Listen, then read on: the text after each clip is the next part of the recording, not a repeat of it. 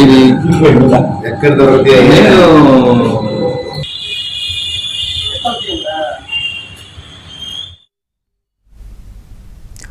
నెల్లూరు జిల్లాలో డ్రగ్స్ కలకలం రేగింది. కావల్లో పోలీసులు డ్రగ్స్ మాఫియా గుట్టు రట్టు చేశారు. డ్రగ్స్ కు బానిసైన 8 మంది యువకులను సరఫరా చేసే మరో వ్యక్తిని అదుపులోకి తీసుకున్నారు.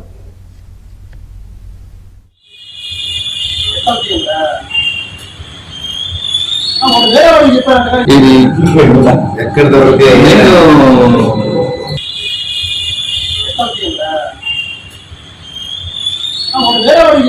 ఇది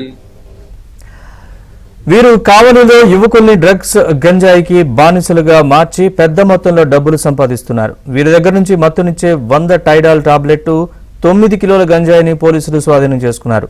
టాబ్లెట్లని డిస్టిల్ వాటర్లో కరిగించి ఇన్సులిన్ సిరంజి ద్వారా వినియోగిస్తున్నారు.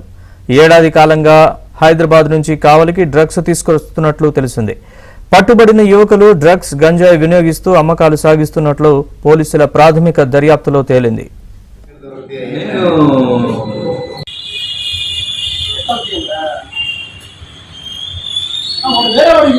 ఇది ఎక్కడ దొరుకుతాయి?